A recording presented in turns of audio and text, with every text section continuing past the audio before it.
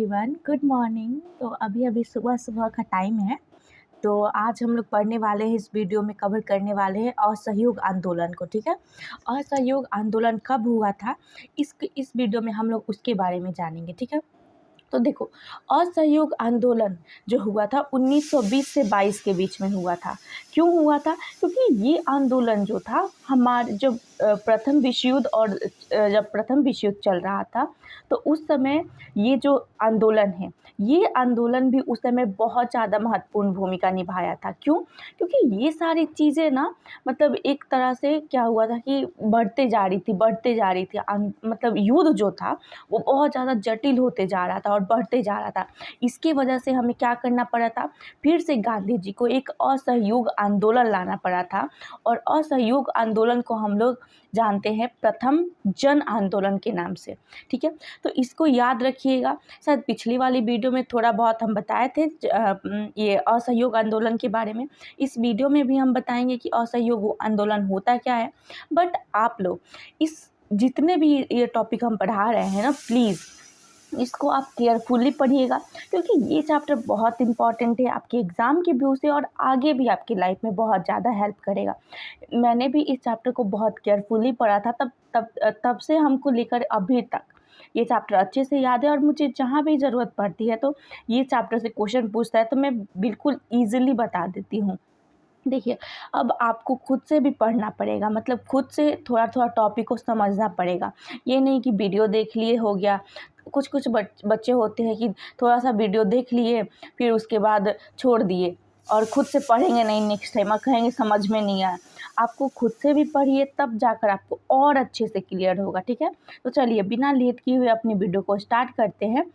आज का हमारा टॉपिक है कि असहयोग आंदोलन के बारे में। असहयोग आंदोलन होता क्या है?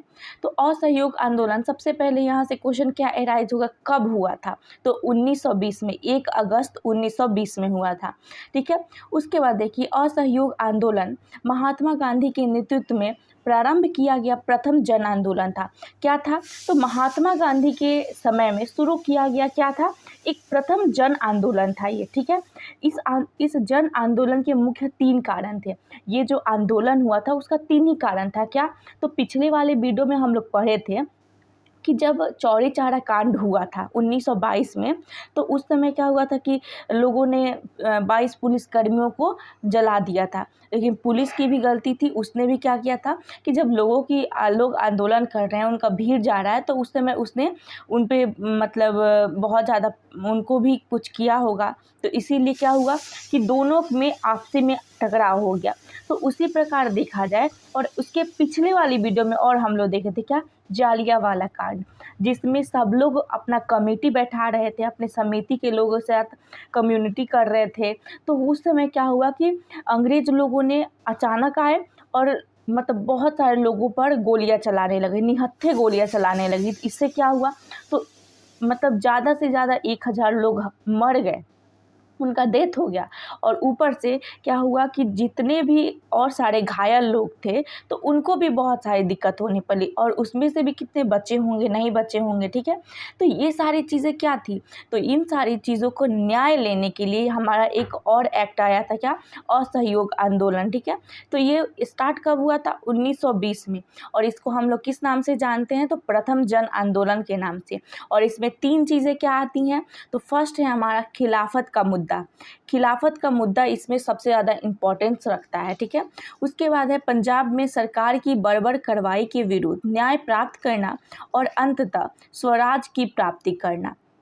स्वराज की प्राप्ति मतलब आप लोगों ने पिछले वाले वीडियो में देखा कि कैसे हम लोग अंग्रेज़ों का हेल्प करना चाहते थे। गांधी जी मिलकर अंग्रेज का हेल्प करना चाहते थे, ताकि हमें जो है हमारा जो है देश जो है क्या हो सके, आज़ाद हो सके। ठीक है, तो उसमें क्या था कि गांधी जी लोग चाहते थे कि अंग्रेज लोग का हेल्प कर दे और वो लोग हमको स्वराज दे दे, स्वराज की हम लोग को प्राप्ति हो। लेकिन ये सारी चीज़ें क्या थी, हम लोग का भ्रम था। अंग्रेज लोग क्या कर दे, उल्टा में मतलब हम लोग को वो कुछ भी नहीं दिए, उल्टा में हम लोग पे और शासन करने लगे। ठीक है, तो ये सारी चीज़ें जो 3 मांग थी, ये बहुत ज़्यादा इम्पॉर्टेंट है। क्यों? क्योंकि हम लोग चाहते थे कि ये तीनों चीज़ें हम लोग को प्राप्त हो जाए। ठीक है। उसके बाद देखिए बोल रहा है कि इस आंदोलन में 2 तरह के कार्यक्रम को अपनाया गया। प्रथमतः अंग्रेजी सरकार को कमज़ोर एवं नैतिक रूप से पराजित करने के लिए विध्वंसनात्मक कार्य, जिसके अंतर्गत उपाधियों एवं अवैतनिक पदों का त्याग करना, सरकारी तथा गैर सरकारी समारोह का बहिष्कार करना, सरकारी स्कूलों एवं कॉलेजों का बहिष्कार करना, विधान परिषद के चुनाव का बहिष्कार, विदेशी वस्तुओं के बहिष्कार, साथ साथ मेसोपोटामिया से नौकरी से इनकार करना शामिल था। मतलब हम लोग ये सारी चीज़ें जब देख रहे थे, ठीक है, तो जब हमारे साथ अंग्रेज़ों ने बहुत बुरा बर्ताव किया कि हम लोग विश्वास दूसरा कुछ किए थे, उन्होंने हमारे साथ बहुत बुरा किया, मतलब वो चीज़ें नहीं दी हम लोग को, तो ठीक है। उसके बाद हम लोगों ने सोचा कि अब हम लोग क्या करते हैं कि इनकी जितनी भी चीज़ें हैं, अंग्रेज़ी सरकार को कमज़ोर करने के लिए हम लोगों ने क्या किया कि इनकी जितनी भी चीज़ें हैं उसका यूज हम लोग नहीं करेंगे। जैसे सरकारी स्कूल कॉलेज हो गए, सरकारी और गैर सरकारी समारोह का हम लोग बहिष्कार करने लगे, विदेश से जितनी वस्तुएं आती थी उसका यूज हम लोग नहीं करने लगे, हम लोग स्वदेशी को अपना लिए। मतलब स्वदेशी का मतलब होता है अपने देश में जो चीज़ उत्पादन किया जा रहा है उस चीज़ को। आगे देखिए अब क्या है, अब आएगा मज़ा। चलो, द्वितीय, रचनात्मक कार्यों के अंतर्गत न्यायालय के स्थान पर पंचों का फैसला मानना। मतलब जहाँ पर न्यायालय सबसे ज़्यादा उसका इम्पोर्टेंस था कि न्यायालय की हर बात को माना जाएगा, लेकिन वहाँ पे हम लोग क्या मानने लगे, पंचों की फैसलों को हम लोग मानने लगे। राष्ट्रीय विद्यालय एवं कॉलेज की स्थापना। अब राष्ट्रीय और जो कॉलेज होते हैं, राष्ट्रीय कॉलेज और विद्यालय की स्थापना की गई। अब शिक्षा को तो रोका नहीं जा सकता है, क्योंकि हम लोगों ने तो ऑलरेडी क्या किया था कि जो अंग्रेजी स्कूल वगैरह होते थे अंग्रेज़ों के ज़माने के, तो उन सारी चीज़ों का हम लोगों ने बहिष्कार कर दिया था, ठीक है। तो अब हम लोगों ने क्या किया कि राष्ट्रीय विद्यालय और कॉलेज की स्थापना कर दी। सरकारी स्कूल कॉलेज का बहिष्कार करने वाले विद्यार्थी पढ़ाई जारी रख सके, क्योंकि ऐसा इसलिए हो क्योंकि हम लोग जो विद्यार्थी थे उनका पढ़ाई जो है जारी रह सके, रुका ना रहे, क्योंकि विद्यार्थी ही क्या होते हैं, हमारे देश के भविष्य होते हैं। आप लोग भी हमारे देश के भविष्य है, तो आप लोग भी अच्छे से पढ़ाई कीजिए। देखिए कितना इम्पोर्टेंट है एक स्टूडेंट का, ठीक है। उसके बाद है कि स्वदेशी को अपनाना, चरखा खादी को लोकप्रिय बनाना। देखिए हम लोगों ने क्या किया, स्वदेशी को अपनाया। जो चरखा होती है ना, चरखा से कपड़ा बुना जा रहा था उस ज़माने में, तो उस चीज़ को हम लोगों ने अपना लिया। तिलक स्वराज कोष हेतु 1 करोड़ रुपए इकट्ठा करना, यानी तिलक स्वराज कोष के लिए 1 करोड़ रुपया हम लोगों ने इकट्ठा किया था। और तथा 20 लाख चरखों का जो है संपूर्ण भारत में वितरण भी शामिल था।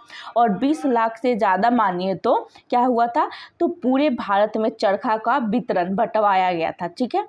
उसके बाद देखिए अब आता है क्या, आंदोलन का आरंभ।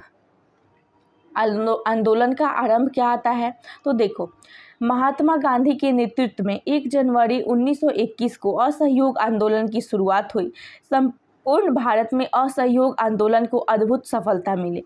यानी जब असहयोग आंदोलन शुरू हुआ 1 जनवरी 1921 को, तो ये जो आंदोलन था ये संपूर्ण भारत में एक अद्भुत सफलता मिली थी इस आंदोलन को। किसको, तो ये जो असहयोग आंदोलन था इसको।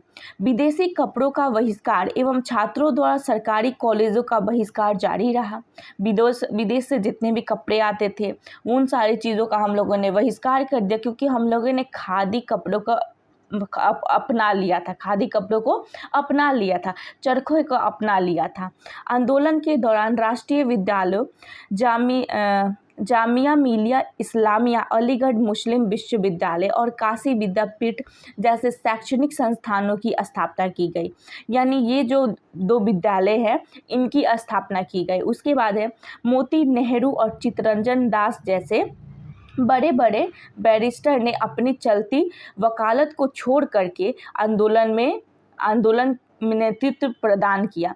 मतलब देखो मोतीलाल नेहरू और चित्तरंजन दास ये दोनों क्या थे, पहले बड़े बड़े बैरिस्टर हुआ करते थे। तो उसके बाद इन्होंने क्या किया ना कि अपने देश के लिए इन्होंने चलती वकालत को छोड़ दिया। यानी ये वकालत करते थे, एडवोकेट थे, तो इन्होंने अपनी वकालत को छोड़ करके क्या किया, आंदोलन में आ गए। उसके बाद देखिए प्रिंस ऑफ वेल्स का स्वागत जो है 17 नवंबर 1921 को मुंबई के राष्ट्रव्यापी हड़ताल के साथ किया गया। यानी प्रिंस ऑफ वेल्स जो है एक, तो इनका स्वागत कहाँ किया गया, तो मुंबई में राष्ट्रव्यापी हड़ताल में, और वो भी 17 नवंबर 1921 को। उसके बाद है कि सरकार ने आंदोलन को गैर कानूनी करार देते हुए लगभग 30,000 आंदोलनकारियों को गिरफ्तार किया।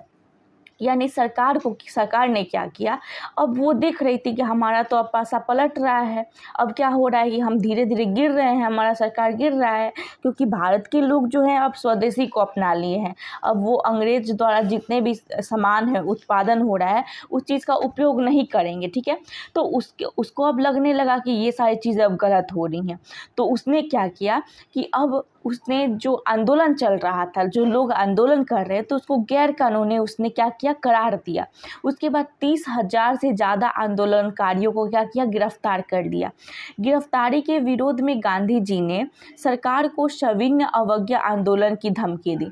मतलब गिरफ्तार जब हो रहा था तो गांधी जी ने क्या किया, अब एक नया एक आंदोलन लाए। क्या था, सविनय अवज्ञा आंदोलन थी।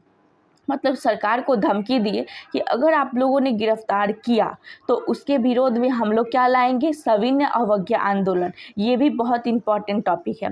लेकिन इसी बीच में उत्तर प्रदेश के गोरखपुर जिले में के चौरी चौरा में राजनीतिक पुलिस जुलूस पर फायरिंग के विरोध में क्या हुए, भीड़ में थाना ने हमला करके 5 फरवरी 1922 को 22 पुलिसकर्मियों को जान ले ली। मतलब 22 पुलिसकर्मियों की वहाँ पर जान ले ली गई थी। चौरी चौरा कांड बहुत इम्पॉर्टेंट रखता है अपने में, ठीक है, क्योंकि 5 फरवरी 1922 को क्या हुआ था, देखो सिंपल भाषा में इसको समझो। जब लोगों की भीड़ जा रही थी मतलब आंदोलन करते हुए, तो 5 फरवरी 1922 को पुलिस कर्मियों ने क्या किया कि फायरिंग कर दिया, और इसी के विरोध में थाना में भीड़ खड़ी हो गई, ठीक है। तो उसके बाद क्या किया कि जब आंदोलन पर कोई फायरिंग करेगा, जब लोगों के बीच में कोई फायरिंग करेगा तो ज़रूर ही लोग गुस्सा होंगे, भड़क जाएगा मामला। तो उसी में क्या हुआ कि लोगों ने क्या किया कि अब थाना में चले गए लोग, और वहाँ पर जितने भी पुलिसकर्मी थे उनको जिंदा जला करके उनका क्या कर दिया गया, मतलब उनकी हत्या कर दी गई। 22 पुलिसकर्मी जो थे उनका जान ले लिया गया, ठीक है। गांधी जी समझ गए थे कि जनता अभी व्यापक सविनय अवज्ञा आंदोलन के लिए तैयार नहीं थी। अब इस घटना से गांधी जी समझ गए कि जो जनता है वो सविनय अवज्ञा आंदोलन के लिए तैयार नहीं है। फलतः 12 फरवरी 1922 को गांधी जी के निर्णयानुसार आंदोलन को स्थगित कर दिया गया। उसके बाद गांधी जी को ब्रिटिश सरकार द्वारा मार्च 1922 को गिरफ्तार करके 6 वर्षों के लिए कारागार में डाल दिया गया।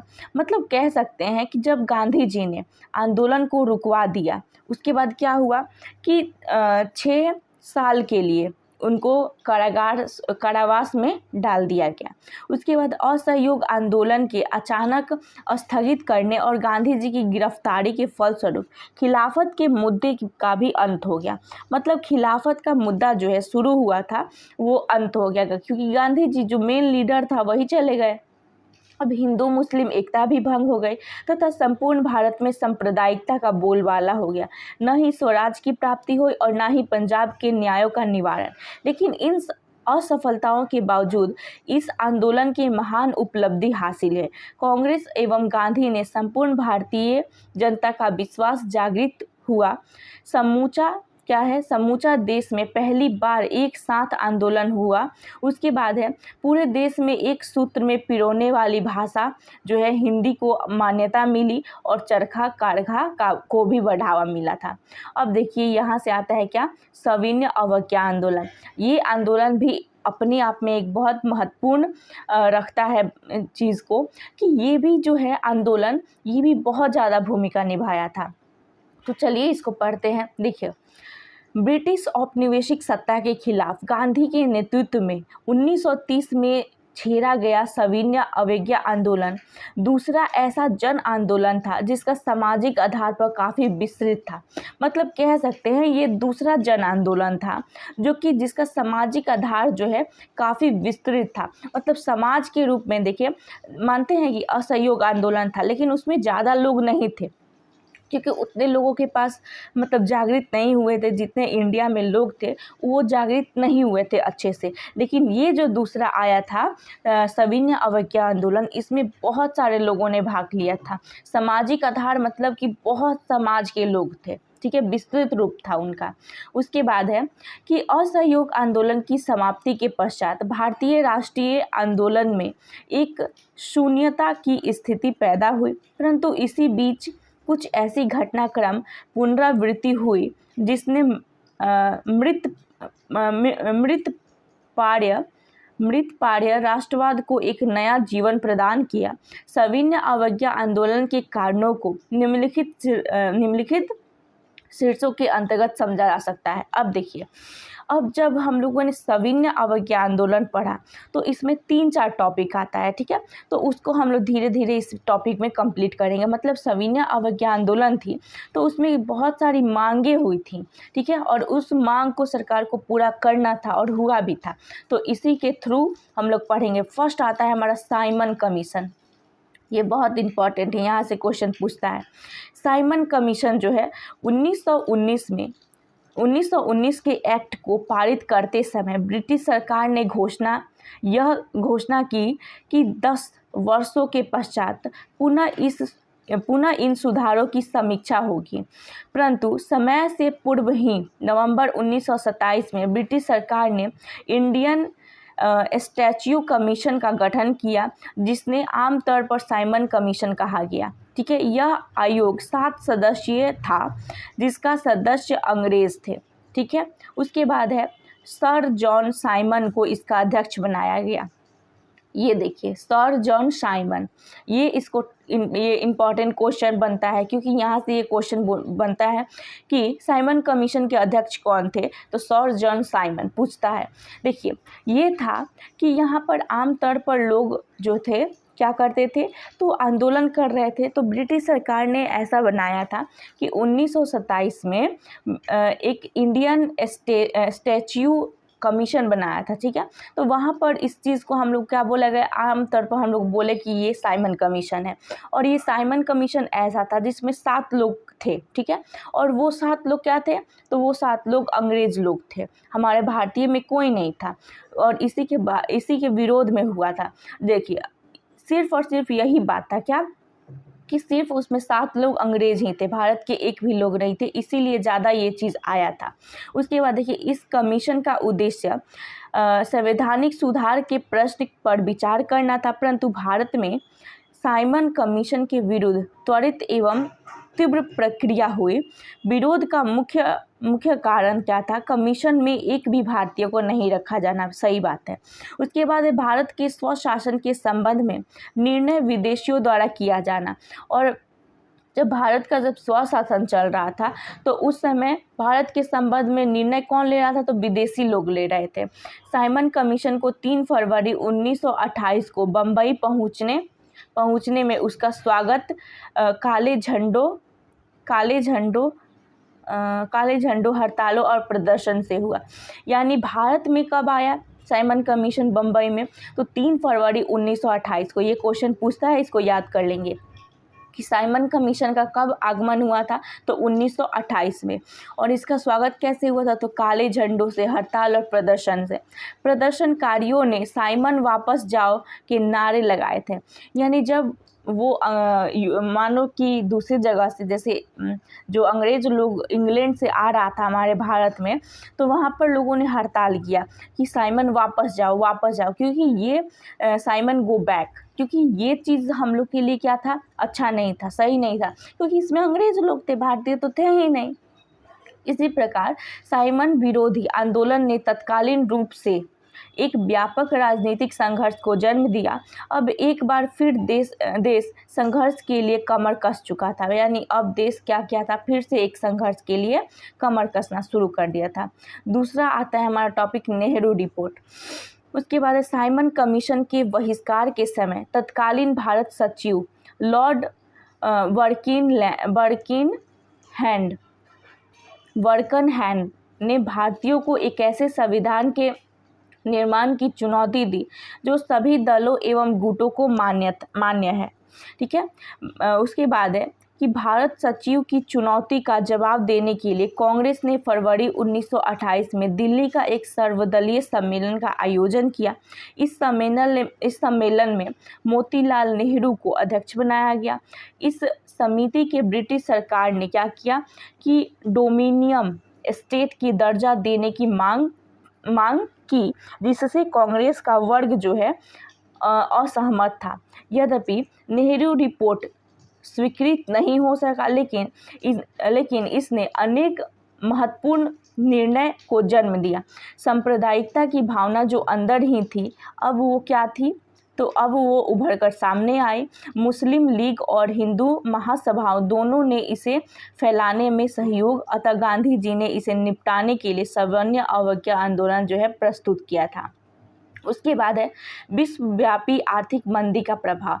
उसी समय विश्व में क्या हुआ, आर्थिक मंदी आ गया। तो आर्थिक मंदी कब आया था, तो 1929 से 1930 के बीच में, ठीक है।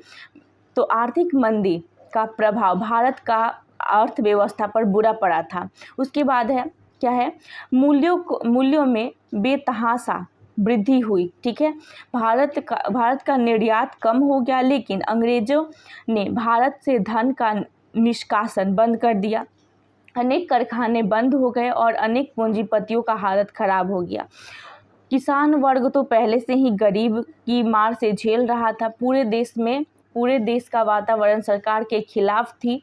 इस प्रकार सविनय अवज्ञा आंदोलन हेतु एक उपयुक्त जो है अवसर दिखाई पड़ रहा था। उसके बाद है तीसरा हमारा, इस समाज का बढ़ता प्रभाव क्या था। तो इस समय मार्क्सवाद एवं समाजवादी विचार की तेजी से बढ़ रहे थे। कांग्रेस संगठन के अंदर भी दबाव महसूस किया जा रहा था। इस दबाव की अभिव्यक्ति जो है कांग्रेस के अंदर एक वाम पंथ के रूप में सामने आया था, ठीक है। अब एक नई प्रवृत्ति के नेता जवाहरलाल नेहरू और सुभाष चंद्र बोस थे। अतः वामपंथी को दबाव को संतुलित करने हेतु एक आंदोलन को एक नए कार्यक्रम की आवश्यकता थी। मतलब अब नए चीज़ों का जरूरत था। क्रांतिकारी आंदोलन का उभरना, ठीक है। इस समय भारत की स्थिति विस्फोटक थी। मेरठ षड्यंत्र केस तथा लाहौर षड्यंत्र केस ने सरकार विरोधी विचारधारा को उग्र बना दिया था। बंगाल में भी क्रांतिकारी राष्ट्रवादी गतिविधियां एक बार फिर उभरी। अप्रैल 1930 में चटगांव में सरकारी शस्त्रागार पर क्रांतिकारी योजनाबद्ध ढंग से एक छापा मारा, जिसका नेतृत्व सूर्य सेन कर रहे थे और इसका उपनाम मास्टर दा था, ठीक है। उसके बाद है कि पूर्ण स्वराज। अब आता है हमारा एक टॉपिक इम्पॉर्टेंट, पूर्ण स्वराज। इसी के बारे में हम लोग पढ़ लेते हैं। क्या, पूर्ण स्वराज के बारे में देखो, ये बहुत इम्पॉर्टेंट टॉपिक है। दिसंबर 1929 में कांग्रेस का वार्षिक अधिवेशन लाहौर में जवाहरलाल नेहरू की अध्यक्षता में हुआ। 31 दिसंबर 1929 की मध्य रात्रि को रावी नदी के तट पर नेहरू ने तिरंगा फहराया था। सबसे पहले रावी नदी के तट पर क्या हुआ था कि नेहरू जी ने तिरंगा को फहराया था। स्वतंत्रता की घोषणा का प्रस्ताव उन्होंने बढ़ाया था, ठीक है। 26 जनवरी 1930 को पूर्ण स्वतंत्रता दिवस मनाने की घोषणा की गई और 26 जनवरी 1930 को अब क्या किया गया कि ये पूरे भारत में घोषणा कर दिया गया कि हम लोग अब स्वतंत्रता दिवस मना सकते हैं। इस प्रकार पूरे देश में उत्साह की एक नई लहर जागृत हुई थी। मतलब अगर जब हम लोग को स्वतंत्रता मिल गया तो खुशी की तो बात होगी। उसके बाद देखिए क्या होता है कि स्वतंत्रता घोषणा के महत्वपूर्ण अंश इस प्रकार थे। हम भारतीय प्रजाजन भी अन्य राष्ट्रों की भांति अपना जनसिद्ध अधिकार मानते हैं। हम स्वतंत्र होकर रहेंगे। हम यह भी मानते हैं कि यदि कोई सरकार अधिकार छीन लेती है तो प्रजा को सताती है, तो प्रजा उसको सरकार को बदले देने का, मिटा देने का भी अधिकार है। मतलब बदला लेने का कह सकते हैं कि देखो, अगर सरकार कोई भी हो तो वो सरकार जो है जनता से अधिकार छीन लेती है और उसे सताती है, तो ये प्रजा को उस सरकार पे हक बनता है कि उससे वो बदला ले, उसको मिटा दे, ठीक है। भारत की अंग्रेजी सरकार ने भारतवासियों का, ठीक है, भारतवासियों का अपहरण ही नहीं किया है, बल्कि उसका आधार भी गरीबों के रक्त पर शोषण पर है, ठीक है। उसके बाद अगर कह सकते हैं तो आर्थिक और राजनीतिक, सांस्कृतिक एवं आध्यात्मिक दृष्टि से भारत का नाश कर दिया गया है, ठीक है। अतः हमारा विश्वास है कि भारत को अंग्रेजों से संबंध विच्छेद कर लेना चाहिए। जिस शासन ने हमारे देश का जो इस प्रकार से सर्वनाश किया है, उसके अधीन में हमारी राय यह है कि मनुष्य और भगवान दोनों के प्रति अपराध होता है, किंतु हम यह भी मानते हैं कि हमें हिंसा के द्वारा स्वतंत्रता नहीं मिलेगी। और इसीलिए जो है क्या किया गया था, तो ब्रिटिश सरकार ने यथासंभव स्वेच्छापूर्ण क्या किया कि किसी भी प्रकार का सहयोग न करने की तैयारी करें, ठीक है। और सविनय अवज्ञा जो था और करबंदी, ये सारे चीज़ों को क्या किया गया, साथ सजाया जाएगा, ठीक है। मतलब कह सकते हैं कि हमारा जो जब ये एक्ट आया था सविनय अवज्ञा आंदोलन, तो उस समय बोला गया था कि जब पूर्ण स्वराज की मांग की गई उसमें, तो 1929 को कांग्रेस का एक जब अधिवेशन हुआ था, तो 1929 में उसने क्या किया, जवाहरलाल नेहरू की अध्यक्षता में क्या किया गया कि मध्य रात्रि में जा कर के रावी नदी के तट पर तिरंगा फहराया गया और स्वतंत्रता की घोषणा की गई। और वहाँ पर ये महत्वपूर्ण बात बताया गया कि हम भारतीय जो हैं प्रजा जन की राष्ट्रों की भांति जन्म सिद्ध अधिकार मानते हैं और स्वतंत्र होकर रहेंगे।